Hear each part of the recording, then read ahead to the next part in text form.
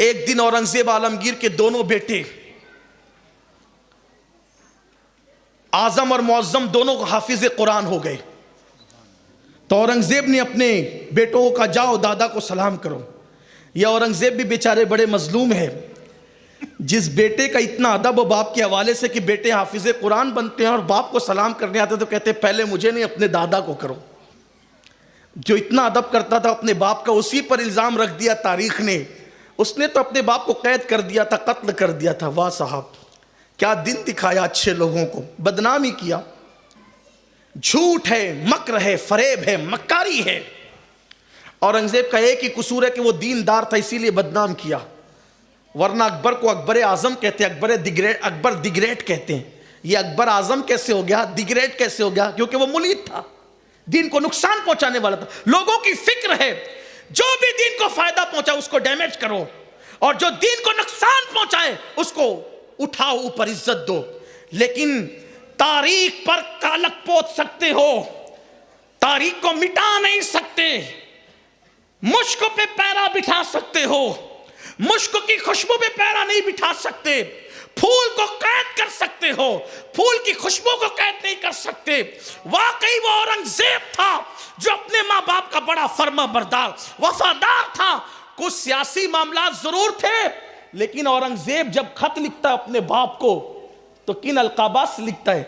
اپنے والد شاہ جہاں کو اورنگزیب نے جتنے بھی خطوط لکھے اس میں کا ایک قبلہ عالم, جہاں پناہ, ذل الہی, اعلیٰ حضرت, اس طرح کے القابات اپنے باپ کو لکھتے ہو, اور اسی کو کہا جاتا ہے کہ قید کر دیا تھا, قتل کا. جھوٹ ہے.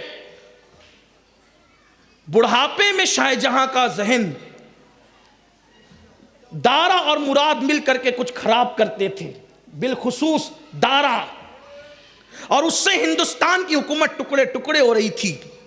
تو اس سے پہلے کہ حکومت دارا کے ہاتھ میں نادانی سے دے دی جاتی, اورنگزیب نے ہندوستان کو ٹکڑے ہونے سے بچانے کے لیے, اکھنڈ بھارت کی مریادہ کو رکھنے کے لیے حکومت اپنے ہاتھ میں لے لی. بس اتنا ہی کیا, اور کیا کیا؟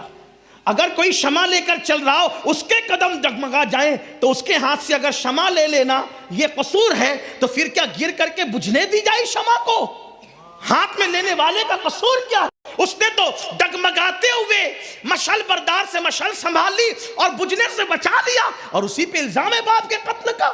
جھوٹ ہے. بہرحال اب دیکھو کتنا فرما بردار تھا سلطان محی الدین عالمگیر اورنگزیب, اپنے والد کے وہ کتنے فرما بردار. کہا کہ جاؤ بیٹے دادا کو سلام. بچہ ہے, دادا جان سلام علیکم. بیٹے آج عید ہے؟ نہیں دادا, آج ہم نے قرآن حفظ کر لیا ہے. بادشاہ کے بیٹوں نے, بادشاہ کے پوتوں نے, مغل شہزادوں نے قرآن حفظ کر لیا ہے. کہا بیٹا جاؤ جاؤ یہاں سے.